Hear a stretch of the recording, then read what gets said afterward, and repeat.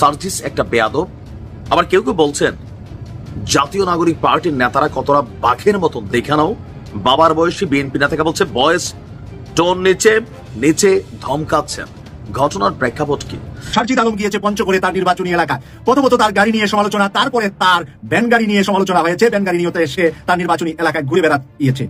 আজকে একটি ঘটনা ঘটেছে তার নির্বাচনী এলাকায়, তার একটি উপজেলায়। তার উপজেলার কর্মকর্তাদের কাছে সে জানতে চেয়েছে যে আপনাদের কোনো সমস্যা আছে কিনা, আপনাদের কোনো সহযোগিতা করতে হবে কিনা, বা উপজেলা উন্নয়নে কি কি সহযোগিতা করা যায়। কয়েকদিন আগেই জনাব সার্জিস আলমের প্রতি একটা চিঠি লিখেছিলেন তার দলেরই খুবই পরিচিত সদস্য তাসনিম জারা। সেই চিঠির জবাব দিয়েছেন জনাব সার্জিস আলম। সেই জবাব, সেই চিঠি লেখা সবকিছু নিয়ে রাজনৈতিক দলের ফান্ডিং, রাজনৈতিক দল কিভাবে ফান্ড পাবে, তারা কিভাবে সকল শোডাউন করবে, এসব নিয়ে নতুন করে আলোচনা শুরু হয়েছে। সেদিন সার্জিস আলম নিয়ে একটা কন্টেন্টে দেখতে পেলাম, একটা কমেন্টে আমাদের এক ভাই লিখেছেন, ভাই আপনি বাচ্চা ছেলে পেলের উপর লেগে আছেন কেন?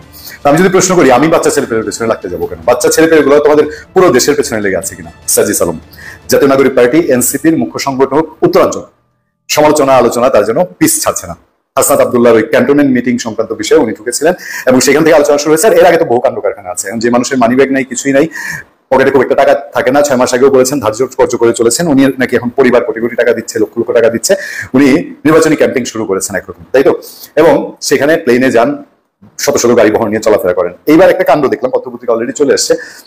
তিনি পঞ্চগড়ের বারোয়ারি একটা উপজেলা থেকে, বারোয়ারি উপজেলায় তিনি গিয়েছেন এবং আসসালামু আলাইকুম ওয়া রাহমাতুল্লাহ। সবাই কেমন আছেন? আশা করি সবাই অনেক অনেক ভালো এবং সুস্থ আছেন। সবাইকে স্বাগতম জানাচ্ছি আমাদের আরেকটি নতুন ভিডিওতে।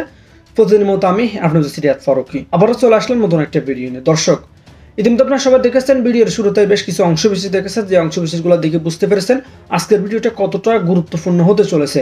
তাই আমি আর বিষয়টা নিয়ে বেশি বিস্তারিত বলবো না, কারণ বিস্তারিত বলতে গেলে ভিডিওটা অনেক লম্বা হয়ে যাবে। তাই আমি আর বেশি কথা না বলে আমরা ধারাবাহিকভাবে একটু বাকি অংশগুলো একটু দেখে আসবো। তার আগে আপনাদের কাছে ছোট্ট একটি অনুরোধ জানিয়ে রাখতে চাই, যারা আমাদের ফারুকী অনলাইন ইউটিউব চ্যানেলটিতে এখন নতুন আছেন, প্লিজ দয়া করে আমাদের চ্যানেল সাবস্ক্রাইব করে সাথে থাকবেন। বাংলাদেশের যে কোনো জায়গায় আমি তাদের কাছে জানতে চাই, আমার সুযোগ আছে তাদের কোন কোন জায়গায় প্রয়োজন, সেটা আমি তাদের কাছে জানতে চাওয়া। যদি কে তারা যে সমস্যাগুলো বলে, আমি যদি 18 জনের কিছু বের করে আনতে পারি, এটা 18 জন সেটা ইউনিট এখন নেই, ওনার দায়িত্ব তিনি পালন করতেছেন, তাকে আমি আহ্বান জানাইছি যে আমার সুযোগ আছে। আমার জিজ্ঞাসা করতে না, এটা অফিসিয়াল কোনো মিটিং, এটা অফিসিয়াল। আমি তাদেরকে জিজ্ঞাসা করতে চাই। আমি আপনাকে বলি, আটোয়ারি না শুধু উত্তরবঙ্গের মানুষের সবচেয়ে বড় সমস্যা কোথায় জানেন? আমি বলি, সমস্যাটা হচ্ছে মানে তারা যখন উত্তরবঙ্গের জন্য কেউ কিছু একটা নিয়ে আসতে চায়, কাজ করতে চায়, আরেকজন না পারলে ওইটাতে সহযোগিতা না করে পিছন থেকে টানে। এটা হচ্ছে, শুনেন, এটা উত্তরবঙ্গের মানুষের সবচেয়ে বড় সমস্যা। ব্যাপারটা হচ্ছে, আপনি আপনার জায়গাতে মনে করেন কিনা যে আমি উপজেলার জন্য কিছু না কিছু একটা নিয়ে আসতে পারবো, এটা মনে করেন? তাহলে আমি যদি কি কি দরকার এটা তাদের কাছে জেনে নিয়ে আসি, এটা হওয়া উচিত কি উচিত? বাবা, এটা কিন্তু তোমার মিটিং না, এনসিপি হওয়ার আগে কিন্তু সুযোগ ছিল। আমরা কিন্তু মেলায় আমার এখনো সুযোগ আছে, এনসিপি হওয়ার আগে ছিল, এখনো আছে, রাজনৈতিক দল তখন ছিল, এখনো আছে। শুনুন, মির্জা ফখরুল ইসলাম আলমগীর একটা দলের মহাসচিব হিসেবে যদি পারে, একটা দলের পদধারী হয়ে, তিনি এখন এমপিও না মন্ত্রীও না, উনি পারে কিনা? উনি যদি পারে, আমিও একটা দলের না, এটা কোন অফিসিয়াল মিটিং ছিল। শোনেন, এটা আমি তাদের কাছে জানতে চাইছি, এটা কোন অফিসিয়াল মিটিং। অফিসিয়াল মিটিং হলে এটা রেজুলেশন থাকে, ওটা ইউএনও, আমি জানি তো। হ্যাঁ, এরকম কোনো কিছু ছিল না। আমি তাদের কাছে জানতে চাইছি আটোয়ারি কি কি দরকার, আপনার কি কি সমস্যা, আমি আমার জায়গা থেকে দেখবো যে আমি এটা বের করে আনতে পারি। ঠিক আছে, অসুবিধা নেই। আমি আমাকে জিজ্ঞাসা করি, আমি তাদেরকে বলতে পারি এটা না, আপনার সমস্যা কোন বিধানে আসছেন না, আপনি আমাকে বলেন। আপনি যদি এটা বলেন, আপনি কোন অথরিটি জিজ্ঞাসা, আমি জিজ্ঞাসা করতে পারবো না? না, আমি নাগরিক হিসেবে জিজ্ঞাসা করতে পারি। রাজনৈতিক দলের মুখ্য সংগঠকের সাথে ভর্তি করতে পারে না, অনির্বাচিত আমি বলতেছি, কেউ কোন আইনে পারে? তাহলে কোন আইনে আছে?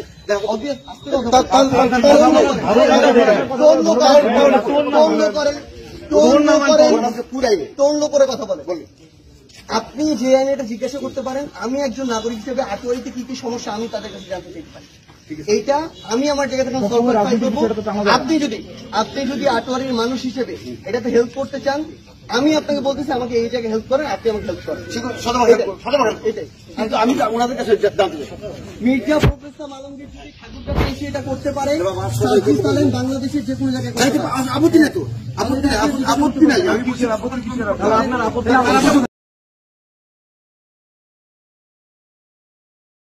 তন্ড করে কথা বলে। মির্জা ফখরুল ইসলাম আলমগীর যদি ঠাকুরগাঁ এসে এটা করতে পারে, বাংলাদেশের যে কোনো জায়গায় আমি তাদের কাছে জানতে চাই, আমার সুযোগ আছে তাদের কোন কোন জায়গায় প্রয়োজন সেটা আমি তাদের কাছে জানতে চাওয়া।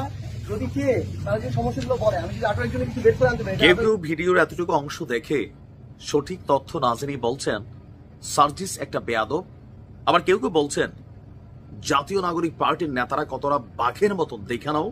বাবার বয়সী বিএনপি নেতাকে বলছে বয়স টোন নিচে নিচে ধমকাচ্ছেন। ঘটনার প্রেক্ষাপট কি? তবে আমি সার্জিস আলমের নিন্দা জানাই, কারণ এই অধিকার তাকে কে দিছে?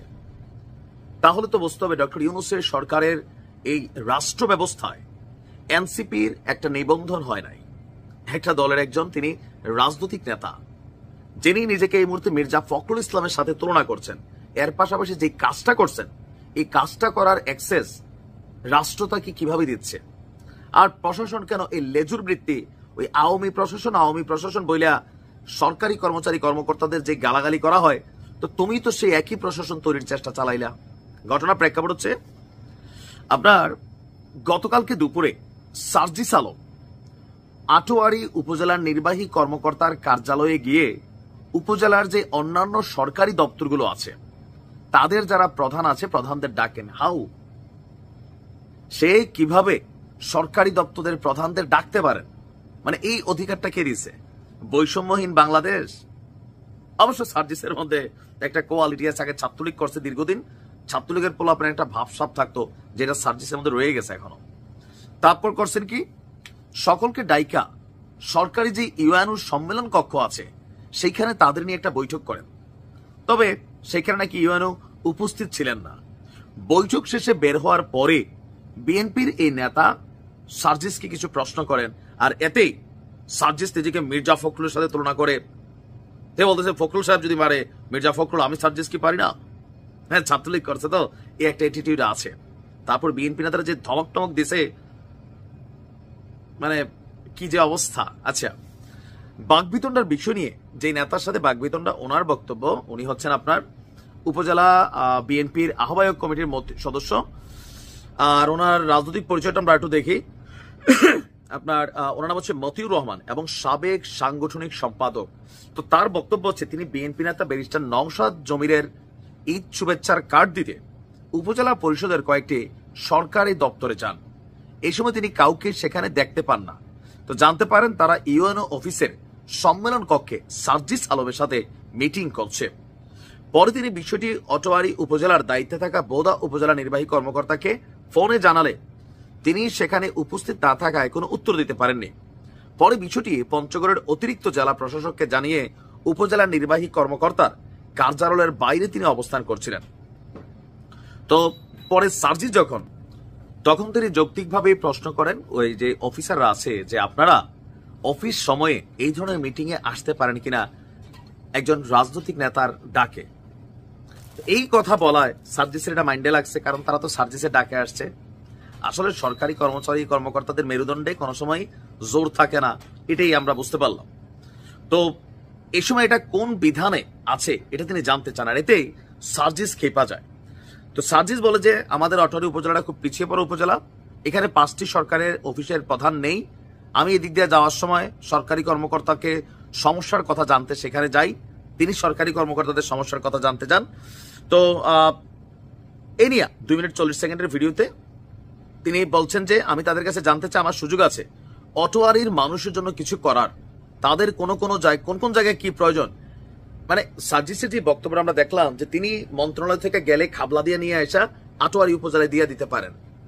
তো ডক্টর ইউনূসের সরকারের যে মন্ত্রণালয়গুলো এগুলো কারা চালাচ্ছে, সেখানে সার্জিস কোন ক্ষমতার বলে গিয়ে একটা উপজেলার জন্য বিশেষ বরাদ্দ আনতে পারে? তবে এরা আনছে, হান্নান মা শুধু আনতেছে, এরা নানানভাবে নানান কিছু করতেছে।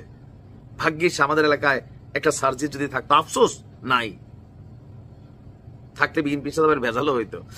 এই ঘটনা দেখার পর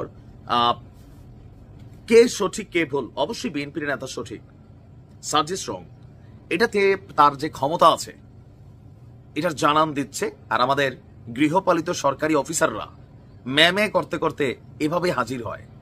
এই জায়গায় সার্জিসের ডাকে হয়েছে, অনেক জায়গায় বিএনপির ডাকও কিন্তু হয়, থানা পুলিশ অনেক কিছু কন্ট্রোলিং হয়। এটা থেকে আসলে বের হওয়া যাবে না। ভালো থাকো। আসসালামু আলাইকুম ওয়া রাহমাতুল্লাহি ওয়া বারাকাতুহু। সারজিদ আলম গিয়েছে পঞ্চগড়ে তার নির্বাচনী এলাকায়। প্রথমত তার গাড়ি নিয়ে সমালোচনা, তারপরে তার ভ্যান গাড়ি নিয়ে সমালোচনা হয়েছে। ভ্যান গাড়ি নিয়ে সে তার নির্বাচনী এলাকায় ঘুরে বেড়াইয়েছে। আজকে একটি ঘটনা ঘটেছে তার নির্বাচনী এলাকায়, তার একটি উপজেলায়। তার উপজেলায় কর্মকর্তাদের কাছে সে জানতে চেয়েছে যে আপনাদের কোনো সমস্যা আছে কিনা, আপনাদের কোনো সহযোগিতা করতে হবে কিনা, বা উপজেলা উন্নয়নে কি কি সহযোগিতা করা যায় সেই পরামর্শের জন্য টিউনু সহ উপজেলা কর্মকর্তাদের সাথে সে সাক্ষাৎ করেছে, একসাথে বসেছে, একসাথে আলোচনা করেছে। এই আলোচনা থেকে বের হওয়ার সাথে সাথে বিএনপির ওখানের একজন লোকাল নেতা গিয়ে সারজিদ আলমকে তার সাথে সরাসরি বিতর্কে জড়িয়ে পড়েছে যে সারজিদ আলম প্রশাসনের কোনো ব্যক্তি না, সরকারি কোনো কর্মকর্তা না, সে কোনো উপজেলা টিউনু সহ অন্যান্যদের সাথে বৈঠকে বসেছে এবং কেন বৈঠকে বসবে সেই বিতর্কের একটি ভিডিও এই মুহূর্তে বাংলাদেশের বিভিন্ন টেলিভিশনে বের হয়েছে। আমি একটু ভিডিও থেকে আপনাদেরকে একটু ভয়েসটা রেকর্ডটা একটু শোনাচ্ছি, তারপরে আমি আলোচনাটা শেষ করব।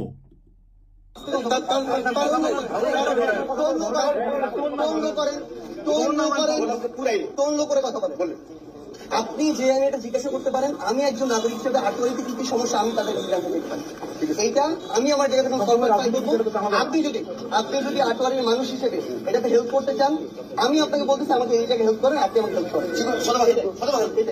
আমি ওনাদের কাছে মির্জা ফখরুল ইসলাম আলমগীর যদি ঠাকুরটাকে এসে এটা করতে পারে, বাংলাদেশের যে কোনো জায়গায় আপত্তি নেই তো, আপত্তি নাই। আমি বলছি কোন কোন জায়গায় প্রয়োজন এটা আমি তাদের কাছে জানতে চাওয়া। যদি সে তারা যে সমস্যাগুলো বলে, আমি যদি আটের জন্য কিছু বের করে আনতে পারি, এটা আটের জন্য ভালো সেটা ইউনিট একটু নেই। ওনার দায়িত্ব তিনি পালন করতেছেন, তাকে আমি আহ্বান জানাইছি যে আমার সুযোগ আমার জিজ্ঞাসা হতে তারা কি পারে না, এটা অফিসিয়াল কোনো মিটিং না, এটা অফিসিয়াল। আমি তাদেরকে জিজ্ঞাসা করতে চাই। আমি আপনাকে বলি আটোয়ারি না, শুধু উত্তরবঙ্গের মানুষের সবচেয়ে বড় সমস্যা কোথায় জানেন? আমি বলি সমস্যাটা হচ্ছে মানে তারা যখন উত্তরবঙ্গের জন্য কেউ কিছু একটা নিয়ে আসতে চায়, কাজ করতে চায়, আরেকজন না পারলে ওইটাতে সহযোগিতা না করে পিছন থেকে টানে। এটা হচ্ছে শোনেন, এটা উত্তরবঙ্গের মানুষের সবচেয়ে বড় সমস্যা। ব্যাপারটা হচ্ছে আপনি আপনার জায়গাতে মনে করেন কিনা যে আমি উপজেলার জন্য কিছু না কিছু একটা নিয়ে আসতে পারবো, এটা মনে করেন। তাহলে আমি যদি কি কি দরকার এটা তাদের কাছে জেনে নিয়ে আসি, এটা হওয়া উচিত কি উচিত না? বাবা এটা কিন্তু তোমার মিটিং না, এনসিপি হওয়ার আগে কিন্তু আমরা কিন্তু আমার এখনো সুযোগ আছে, ছিল এখনো আছে, তখন ছিল এখনো আছে। শোনেন, মির্জা ফখরুল ইসলাম আলমগীর একটা দলের মহাসচিব হিসেবে যদি পারে।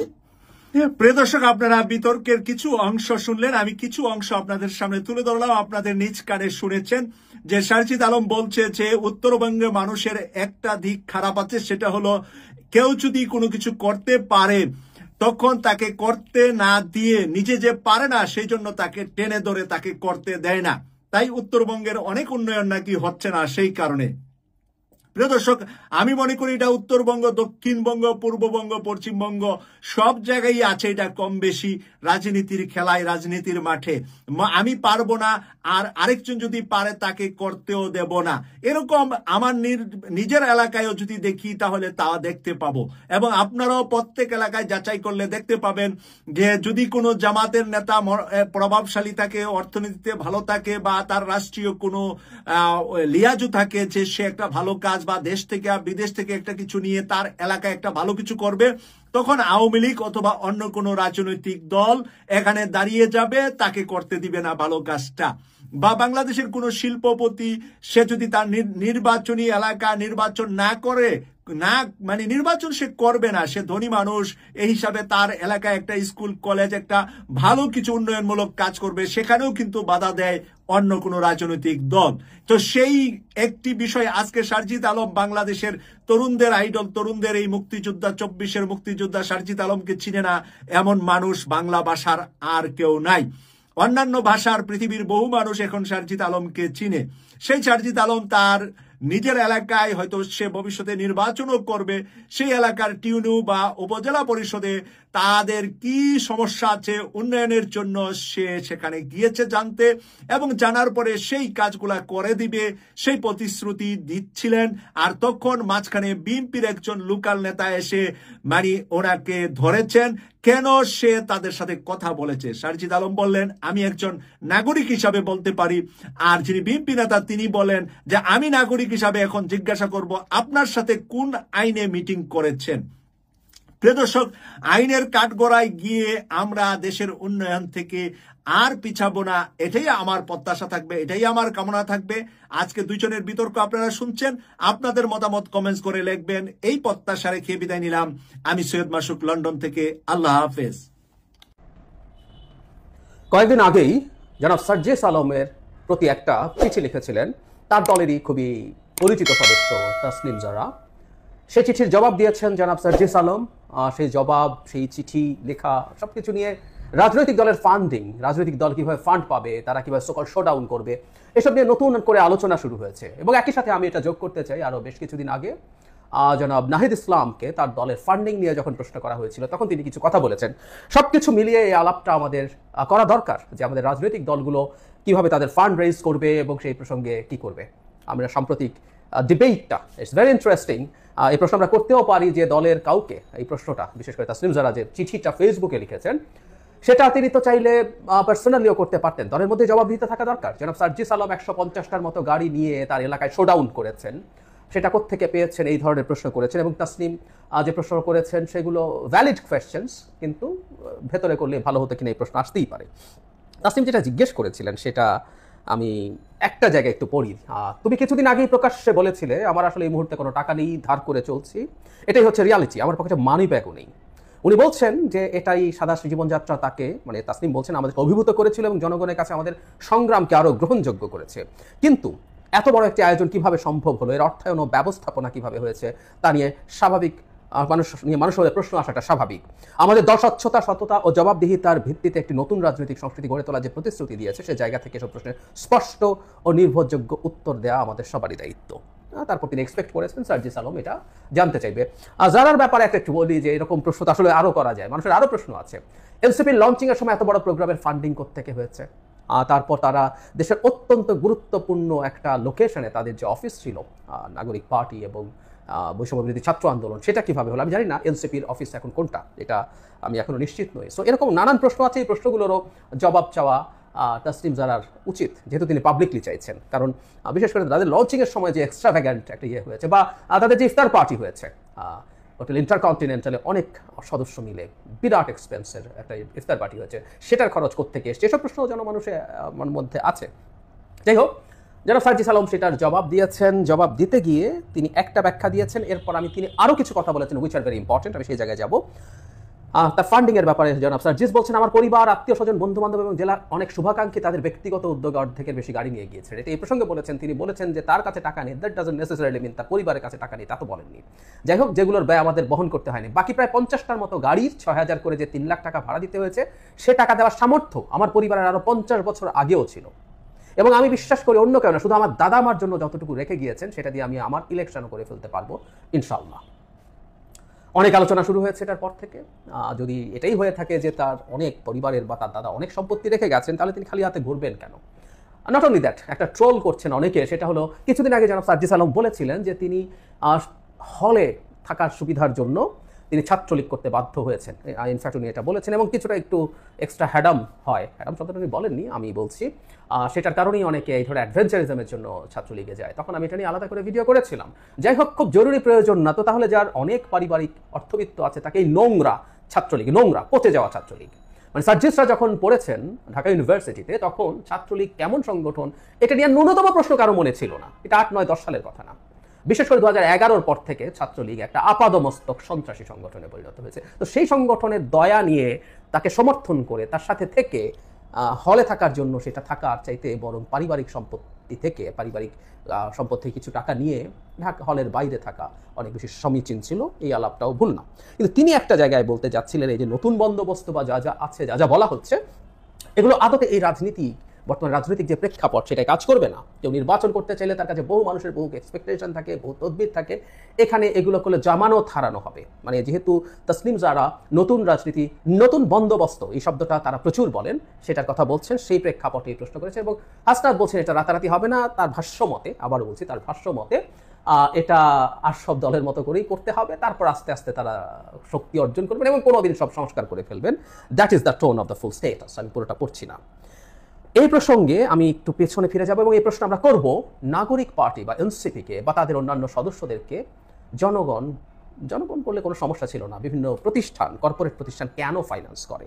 7 মার্চ জনাব নাহিদ ইসলাম বলছেন, নাগরিক কমিটির প্রসঙ্গ তখন এখানে কারা করেছেন এবং আর্থিকভাবে কারা সাহায্য করছেন, নাগরিক পার্টিতে তিনি তখন জয়েন করে ফেলেছেন। তিনি বলছেন আমাদের আর্থিক জায়গা নিয়ে কথা বলা হচ্ছে, আমাদের রাজনৈতিক সংস্কৃতিটাও আমরাও চাই পরিবর্তনটা আসুক, কারা আর্থিকভাবে সহায়তা করছে, কোন খাতে সেটা ব্যয় হচ্ছে, এই সংস্কৃতিটা রাজনৈতিক দলগুলোর মধ্যে আসুক, এই সংস্কারটাও রাজনৈতিক দলের মধ্যে আসুক, আমাদের জায়গা থেকে আমরাও দাবি করছি। এনসিপির আহ্বায়ক বলেন এককভাবে কোনো সংস্কৃতি কিন্তু আমাদের পক্ষে করা সম্ভব না, আমরা কারা আর্থিকভাবে সহযোগিতা করেছে আমরা যদি তাদের নাম প্রকাশ করি তারা কোনোভাবে ক্ষতির শিকার হবে না, সেই নিশ্চয়তা সরকারের পক্ষ থেকে দিতে হবে। সেই সংস্কৃতি তো বাংলাদেশে এখনো করা যায়নি, কিন্তু আমরা চাই সংস্কৃতিটা হোক, সকল রাজনৈতিক দলে সেই সংস্কৃতি গ্রহণ করুক। খুব মেজর কতগুলো ভুল করেছেন জনাব নাহিদ তার এই বক্তব্যের মাধ্যমে। আমরা জনাব সার্জিস যেটা বলছেন সেটা যদি বাস্তবতা হয় তাহলে আসলে নতুন বন্দোবস্তের আলাপ একটু আপনারা বন্ধ করুন, এটা বলেই আসলে তারা তাদের জন্য এই প্রত্যাশার জায়গাটা তৈরি করছেন। জনাব নাহিদ বলছেন সবাই যদি চর্চা না করে তাহলে তাদের পক্ষে চর্চা করা সম্ভব না। খুবই বাজে কথা, এটা খুবই ভুল কথা। একটা দল পায়োনিয়ার হতে পারে, সে পথ দেখাতে পারে, তার পক্ষে পথ দেখানো সম্ভব তার যদি সেই ক্যাপাবিলিটি এবং সদিচ্ছা থাকে। আসলে ওনাদের সদিচ্ছা নেই, তারা নতুন বন্দোবস্ত আওয়াজ তুলছেন, কিন্তু এনসিপি আদতে একটা টিপিক্যাল আমাদের দেশে বিএনপি আওয়ামী লীগ যেমন পার্টি সেরকম পার্টি, এর বাইরে কিছু না, একদম সোজা সাপটা কথা। কারণ আর কেউ করছে না বলে আমি করব না, is it a logic? So আর সবাই নানান রকম অনিয়ম দুর্নীতির সাথে যদি জড়িয়ে যায় আমিও করবো। জনাব হাসনাতের বক্তব্যের মধ্যেও, জনাব সার্জিসের বক্তব্যের মধ্যেও একই ধরনের কথাই তো আছে, অন্যরা করছে না, সো আমি যদি না করি তাহলে আমি পিছিয়ে পড়বো। So where is the difference? কোনো ডিফারেন্সের কোনো জায়গা নাই, কোনো জায়গা নাই। একটা পার্টি আসছে, সে তা করে দেখাতে পারতো, ইয়াস আমি এখান থেকে ফান্ড পেয়েছি, আমি এটা করেছি, এভাবে করেছি, এভাবে খরচ করেছি। অন্যদের উপরে যদি ছেড়ে সংস্কৃতি পরিবর্তনের অপেক্ষাই করতে হয়, খুলে আমি করব, তাহলে এনসিপি কিভাবে এই সংস্কৃতি পরিবর্তনের আলাপ সামনে আনে, কিভাবে নতুন বন্দোবস্তের কথা বলে? সব রেটরিক। আসলে দিনের শেষে এটা প্রকাশিত, আসলে তাদের বলে ফেলা উচিত তারা আমাদের টিপিক্যাল রাজনৈতিক দলগুলোর মতো একটা রাজনৈতিক দল, দেন ইটস ফাইন, তখন আর তাদের এই ঝুঁকিটা আর থাকবে না। এই নতুন বন্দোবস্ত জনিত যে প্রশ্ন করছেন তসলিম জারা প্রশ্নটা কেন করেছেন? কারণ তিনি জানেন, তিনি দেখেছেন যে এটাই তারা সেল করার চেষ্টা করছেন। যদি সেটা করে থাকেন তাহলে তো আসলে এই আচরণ তার সাথে ম্যাচ করে না, ইজন্ট ইট? এখন আরেকটা প্রশ্ন আছে, এনসিপিকে কারা ফান্ডিং করছে? জনাব নাহিদের একটা প্রশ্ন, একটা জবাবে উনি বলছেন সরকার তাদের কোনো ক্ষতি করবে না, তার নিশ্চয়তা কি? Very interesting. মানে তাদেরকে সাহায্য করে সরকার তাদেরকে ক্ষতি করবে? কেন ক্ষতি করবে? কেন ক্ষতি করবে? এই সরকার ক্ষতি করবে? কোন সরকার? নাকি উনি ভবিষ্যতে কোন সরকারের কথা বলছেন? আরো আমরা যদি প্রশ্ন করি, আমরা তো আসলে প্রায় বলি যে আমরা এই দেশে বাস করি, এই সমাজে বাস করি, বছরের পর বছর খুব গভীরভাবে রাজনীতির নানান ইস্যু ফলো করার চেষ্টা করি। সো আমরা অনেক কিছু জানি, অনেক জায়গায় আমাদের কানেকশনস আছে। দেশের খুব বিখ্যাত বড় বড় কর্পোরেট প্রতিষ্ঠান, শেখ হাসিনার অলিগার্ক প্রতিষ্ঠানরাও এই পার্টিকে ফাইন্যান্স করছে। শুধু পার্টি না, এই পার্টি গঠিত হওয়ার আগে নাগরিক পার্টি, নাগরিক কমিটি যখন ছিল, বৈষম্য বিরোধী ছাত্র আন্দোলন, এদের সবাইকে ফাইন্যান্স করেছে। আমরা যদি প্রশ্ন করি এই ফাইন্যান্স কেন করছেন? আমাদের দেশের ব্যবসায়ীরা, সোকল্ড ব্যবসায়ীরা, সোকল্ড বলি কারণ আমাদের দেশে আসলে জেনুইন ব্যবসায়ী এখনো গড়ে ওঠেনি। বেশিরভাগ ক্ষেত্রেই, হাতে গোনা দু একটা ব্যতিক্রমের বাইরে, বেশিরভাগই আসলে ব্যবসার নামে নানান রকম অনিয়ম করেন, ব্যাংক লোন নিয়ে ঝামেলা করেন, তারা তাদের ভ্যাট ট্যাক্স ফাঁকি দেন, এরকম নানান রকম অনিয়মের সাথে তারা জড়িত থাকেন। ফলে তারা রাজনৈতিক দলগুলোকে টাকা দেন মূলত দুটো কারণে। একটা হচ্ছে তার ব্যবসার অনিয়ম জনিত যাতে সমস্যা না হয়, আরেকটা হচ্ছে ক্ষমতাসীনদের কাছ থেকে তারা, বা রাজনৈতিক দলের কাছ থেকে তারা, তার দল ক্ষমতায় আসলে, ক্ষমতায় থাকলে তাহলে তারা সেটা থেকে বেনিফিট পাবেন, নানান রকম সুবিধা নেওয়ার চেষ্টা করবেন, নানান রকম ব্যবসা সরকারের থাকে, নানান রকম ব্যবসা তারা নেওয়ার চেষ্টা করবেন, তাদের পক্ষে কোনো পলিসি তৈরির চেষ্টা করবেন, এগুলো হচ্ছে কারণ। এখন এনসিপিকে কেন টাকা দিচ্ছে, এমনকি শেখ হাসিনার অলিগার্করা, আমি নাম বলছি না, আপনারা খোঁজ নিলেই জানতে পারবেন কেন দিচ্ছে, ওই এনসিপিও সেটা নিচ্ছে। আচ্ছা, ব্যবসায়ীরা কি মনে করেন যে এনসিপি আগামী নির্বাচনে ক্ষমতায় আসবে বা তার পরের নির্বাচনে ক্ষমতায় আসবে? ক্ষমতা আসা দূরে থাকুক, তারা কি খুব সিগনিফিক্যান্ট আসনে জিতবে এটাও কি তারা মনে করেন? এই যে এই লোকগুলো বেশিরভাগই খুবই ধান্দাবাজ ধরনের লোক, এই দেশে কে জিতবে, কার কোথায় কদ্দূর ক্ষমতা আছে, হ্যাডাম আছে, তারা খুব ভালো বোঝে। তারা এটা মনে করার কোনো কারণ নেই এনসিপি অদূর ভবিষ্যতেও ক্ষমতায় আসবে, এবার বা তার পরের বারও না। তাহলে তারা তাদেরকে ফাইন্যান্স করছেন, ফান্ড দিচ্ছেন কেন? বাকি একটা অপশন বাকি থাকে, তাহলে কি তারা ধরে নিচ্ছেন এনসিপি ক্ষমতায় আছে? এনসিপি ক্ষমতাসীন সরকারের একটা এক্সটেনশন, এই পারসেপশন তো আছে ইন দ্য সোসাইটি। তাহলে তারা এতদিন যে পাপ করেছেন সেই পাপ মুক্তির জন্য তারা এনসিপিকে ফান্ড করছেন। সো দ্যাট সরকার তাদের প্রতি সহনীয় থাকে, সফট থাকে। একটা কারণ তো আছে, এই আমি মানে কোনো ব্যবসায়ী, বাংলাদেশে তো আবারও বলছি কোনো ব্যবসায়ী নেই, বেশিরভাগই যারা তাদেরকে টাকা দিচ্ছে এরা মূলত ব্যবসায়ী না, বেশিরভাগই ব্যবসা করেন কিন্তু নানান অনিয়মের মাধ্যমে তার চেয়ে তারা অনেক বেশি টাকা তারা উপার্জন করেন, তারা আরও বেশি টাকা নেন ব্যবসার মাধ্যমের বাইরে থেকে। সো ওই মানুষগুলো আসলে এক ধরনের ইনভেস্টমেন্ট হিসাবে রাজনৈতিক দলগুলোকে টাকা দেন। বুঝে বললাম, তার অবৈধ কাজে চাপ না আসা, চাপ কম আসা এবং কিছু ব্যবসা আরও বাড়াতে পারা, ব্যবসা পাওয়া, তার অনুকূলে নানান কিছু সুবিধা পাওয়া, এইসব লোন পাচ্ছেন না, লোন পাওয়ার জন্য তদবির করা, নতুন একটা ব্যবসা করছেন, কোনো একটা ব্যাপারে ট্যারিফ বাড়ানো কমানো যদি বাজেটে করা যায় সেটা তার ব্যবসাকে সাফল্য দেয়, ট্যাক্স হলিডে করা, নানান রকম কারণে ক্ষমতার সাথে তারা থাকতে চান। তো সেটা যদি হয়ে থাকে, এই দুই কারণের কোনটার কারণে এনসিপিকে, আমি যেটা প্রশ্নটা করলাম, খুবই অ্যালার্মিং ব্যাপার এগুলো আমাদের আসলে খোলামেলা কথা বলার সুযোগ এসছে, সময় আসছে। বিশেষ করে যে দলটা নতুন রাজনৈতিক বন্দোবস্তের কথা বলে, যে দলটা বিদ্যমান অন্য দলগুলো কোথায় কোথায় কি অনিয়ম সমস্যা করছে সেটার বিরুদ্ধে কথা বলে, তাকে এই জায়গাগুলো খুব স্পষ্টভাবে জনগণের সামনে নিয়ে আসতে হবে, খুব ভালোভাবে নিয়ে আসতে হবে। আর আপনারাও কি মনে করেন, কেন, আমি আপনাদের একটু অপিনিয়নও চাই, কেন অনেক বড় বড় ব্যবসা প্রতিষ্ঠান টাকা দিচ্ছে, তো ফার্স্ট শিওর, যারা নাহিদও বলছেন, তিনি নাম বলতে চান না, এত বড় ইফতার পার্টি বা এত বড় লঞ্চিং প্রোগ্রাম টাকা নেওয়া হয়েছে, তো কেন টাকা দিচ্ছে সেই ব্যাপারটা আপনারা একটু লিখবেন। কেউ কেউ বলবেন বিএনপিও তো বিরাট বিরাট জায়গায় সব বিরাট বিরাট পার্টি করে বেড়াচ্ছে, একমত। আমি যে শুরুতে একটা কথা বলেছি, এনসিপিকে এই প্রশ্ন করি কারণ এনসিপি বিএনপি আওয়ামী লীগ হবে না বলে জনগণকে বলছে। এনসিপি যদি বলে তারা ওইরকমই একটা পার্টি, আমি আর কোনোদিন এই প্রশ্ন আসলে করবো না, কোনো প্রশ্ন করবো না। যেহেতু তারা বলছেন, যেহেতু তারা আমাদের সাথে এই ব্যাপারে এইভাবেই কানেক্ট করছেন, আমি কেজরিওয়ালকে দিয়ে এই জিনিসটা নিয়ে বিস্তারিতভাবে কথা বলেছি, তাই সেই কারণেই তাদেরকে এই প্রশ্নটা করতে হবে। এবং তাসনিম জারাও এইরকম একটা প্রতিশ্রুতির কারণেই আসলে তার বাইরে থাকা, বাইরের ক্যারিয়ার ছেড়ে দেশে এসেছেন রাজনীতি করতে, অন্তত আমি যতদূর বাইরে থেকে বুঝি। তো এই প্রশ্নগুলোর জবাব লাগবে তো। আমি সেদিন সার্জিস আলম নিয়ে একটা কন্টেন্টে দেখতে পেলাম, একটা কমেন্টে আমাদের এক ভাই লিখেছেন, ভাই আপনি বাচ্চা ছেলেপেলের উপর লেগে আছেন কেন? তা আমি যদি প্রশ্ন করি, আমি বাচ্চা ছেলেপেলের পেছনে লাগতে যাবো কেন? বাচ্চা ছেলেপেলেগুলো তোমাদের পুরো দেশের পেছনে লেগে আছে কিনা? সার্জিস আলম, জাতীয় নাগরিক পার্টি এনসিপির মুখ্য সংগঠক উত্তরাঞ্চল, সমালোচনা আলোচনা তার জন্য পিস ছাড়ছে না। হাসনাত আবদুল্লাহর ওই ক্যান্টনমেন্ট মিটিং সংক্রান্ত বিষয়ে উনি ঢুকেছিলেন এবং সেখান থেকে আলোচনা শুরু হয়েছে। আর এর আগে তো বহু কাণ্ড কারখানা আছে, যে মানুষের মানি ব্যাগ নেই, কিছুই নাই, পকেটে খুব একটা টাকা থাকে না, 6 মাস আগেও বলেছেন ধার্য কর্য করে চলেছেন, উনি নাকি এখন পরিবার কোটি কোটি টাকা দিচ্ছে, লক্ষ লক্ষ টাকা দিচ্ছে, উনি নির্বাচনী ক্যাম্পেইন শুরু করেছেন একরকম, তাই তো? এবং সেখানে প্লেনে যান, শত শত গাড়ি বহন নিয়ে চলাফেরা করেন। এইবার একটা কাণ্ড দেখলাম, পত্রপত্রিকা অলরেডি চলে এসছে, তিনি পঞ্চগড়ের বারোয়ারি একটা উপজেলা, যেহেতু বারোয়ারি উপজেলায় তিনি গিয়েছেন এবং গিয়েছেন যে, এই যে আমি প্রশ্ন করেছি একটা আলোচনা, একটা কন্টেন্টে দেখবেন যে এনসিপি কি সরকারি দল কিনা, এনসিপি সরকারি দল কিনা আমি প্রশ্ন করেছিলাম মূলত যে শাহবাগে নিষেধাজ্ঞা অমান্য করে এনসিপি মিটিং করে, এই মিটিং সরকারি দল আওয়ামী লীগ করেছে, সরকারি দল বিএনপি করেছে, এখন এনসিপি সরকারি দল না হলে এইটা কেমনে সম্ভব? এখন সরকারি দল কিনা, আমার এই প্রশ্নটাকে আরো পাকাপোক্ত করে দিয়েছেন এই সার্জিস আলম। তিনি ওই পঞ্চগড়ের বারোয়ারি উপজেলায় গিয়ে সরকারি কর্মকর্তা সবাইকে ডেকে, উপজেলা পরিষদের ইউনো ছাড়া, ইউনো ওই উপজেলা একজন বাড়তি দায়িত্বে পাশের উপজেলা থেকে দায়িত্ব পালন করেন, তিনি ছাড়া বাকি সবাইকে ডেকে এনেছেন। এইটা আবার কবজায় লেগেছে, দিলে লেগেছে বিএনপির এক নেতার, বিএনপির নেতা চ্যালেঞ্জ করে বসেছেন এবং চ্যালেঞ্জ করেছেন জায়গা মতো।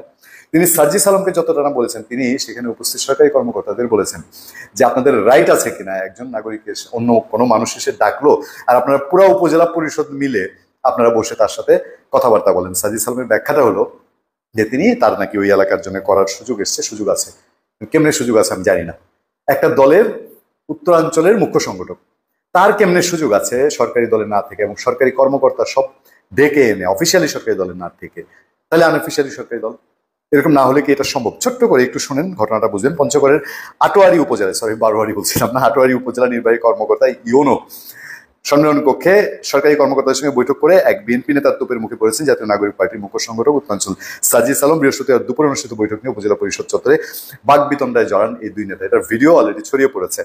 তাদের বাকবিতণ্ডার সময় উপজেলার বিভিন্ন সরকারি দপ্তরের কর্মকর্তাদের দাঁড়িয়ে থাকতে দেখা যায়। ওনাদের তো নাজেহাল অবস্থা, ওনারা কি বলবেন, কিছু বলার আছে? সার্জিস আলম ডেকেছে সরকারি দলের প্রভাবশালী মানুষ, এরকমই তো ব্যাপারটা। আর না হলে আমি যাই আপনি যান, ডাকলে আসবে মানুষজন, বা ইউনো সাহেব আপনারা তখনই পালেসনি ঘরে পাঠায় দেবে। আপনি যদি ইউনো অফিসে গিয়ে ইউনো সাহেব নাই, দেখেন ইউনো সাহেবের সঙ্গে সাংবাদিকরা যোগাযোগ করেছে, বলছে যে আমি তো ওইখানে নাই, আমি এই সম্পর্কে কিছু বলতে পারবো না। তো এবার ইউনো নাই, আপনি ডাকলেন, আমি ডাকলাম, ইউনো অফিসের সব কর্মকর্তা কর্মচারী কনফারেন্স রুমে আসবে। আসলে পরে আমি বলবো, বলেন আপনাদের কি সমস্যা, এই এলাকার জন্য আমি কি করতে পারি, কে আমি। আমি একটা পলিটিক্যাল পার্টি, বাংলাদেশে জাস্ট নবজন্ম ক্ষণিক জন্ম হয়েছে, সেই পার্টির আমি উত্তরাঞ্চলের সমন্বয়ক। সাজিদ আলম দেখলাম বিএনপির ওই নেতাকে চ্যালেঞ্জ করছে। বিএনপির নেতার নাম হচ্ছে মতিউর রহমান, তিনি সাবেক সাংগঠনিক সম্পাদক ওই আটোয়ারি উপজেলার এবং এখন আহ্বায়ক কমিটিতে আছেন। তো তাকে তাদের মধ্যে একদম বলছে যে আমি তো এরকম শুনতেই পারি, মির্জা ফখরুল ইসলাম আলমগীর এসে বলতে পারে, আমি পারি না। তো মতিউর রহমান বলছে যে বাবা তুমি এইভাবে করো না, তোমরা আগে তো এখন তো একটা দলের তুমি সংগঠক, আগে তো তুমি দলের সংগঠক ছিল না, তোমাকে আমরা সহযোগিতা করেছি, কিন্তু এখন যেহেতু একটা দলের, সুতরাং তুমি এটা পারো না। বা তোমার সাথে মিটিং করতে কি উপজেলা পরিষদেরা পারে কিনা, কথাবার্তা গরম হয়েছে। সাজিদ সাবার বলছে একটু টোন নিচু করে বলতে, মানে গলা ভার না করতে। যাই হোক, আমি এই হচ্ছে মুদ্রা বিষয়, আমি নিউজ পড়ার মধ্যে গেছি না। এবার আপনারা চিন্তা করে দেখেন তো দেশের অবস্থা, ওই যে দোষারোপ যদি এখন, তাহলে দায়ভার এই 7 মাসে দেশের সার্বিক আইন শৃঙ্খলা, সার্বিক প্রশাসনিক স্থবিরতা, অর্থনৈতিক দিক সবকিছু নিয়ে যে ডাউন সিচুয়েশন এবং মানুষের নিরাপত্তা, এগুলোর জন্য দায়ভার কি এনসিপি নিবে কোনোদিন? আজকে যে কাণ্ড কারখানা করছে, যেভাবে পাওয়ার এক্সারসাইজ করছে, ভবিষ্যতে প্রশ্ন উঠলে পরে বলবে আমরা তো আর ক্ষমতায় ছিলাম না, ক্ষমতায় ছিলেন ডক্টর মোহাম্মদ ইউনূস, সব দায়ভার যাবে ডক্টর মোহাম্মদ ইউনূসের উপরে। কিন্তু সবাই বিশ্বাস করে, সবাই জানে, এনসিপির নেতারা বিশেষ করে এই যারা আছেন নাহিদ ইসলাম, সার্জিস আলম, তারপর হাসনাত আব্দুল্লাহ, তাদের মুখের উপরে কথা বলার মতো হিম্মত কয়জন সরকারি কর্মকর্তার আছে আর কয়জন দায়িত্বশীল কর্মচারীর আছে, তারা দেশ চালাতে পারেন বলেই হয়তো অনির্বাচিত একজন প্রতিনিধি হাজারো শহীদের রক্তের উপর দিয়ে তৈরি হওয়া এই অন্তর্বর্তী সরকারের সময় সরকারের পার্ট না হয়েও, বেসরকারি ব্যক্তি হয়েও, একটি রাজনৈতিক দলের জন্ম দিয়ে সেটা একটি প্রথম সারির নেতা হয়ে তিনি এক এলাকায় গিয়ে বাংলাদেশের বাঘা রাজনৈতিক দলকে বাদ দিয়ে তিনি উন্নয়নের কথা শুনছেন এখনই। তাহলে ভবিষ্যৎ কি আছে আমাদের? আর সরকারি কর্মকর্তারা কি মনে করেন খুব হাসি মুখে সেই মিটিংয়ে গিয়েছেন? আচ্ছা, যদি হাসি মুখ থেকেও থাকে, খোঁজ দিলে গিয়েছেন, প্রশ্নটা একদিন জানা যাবে না উত্তর।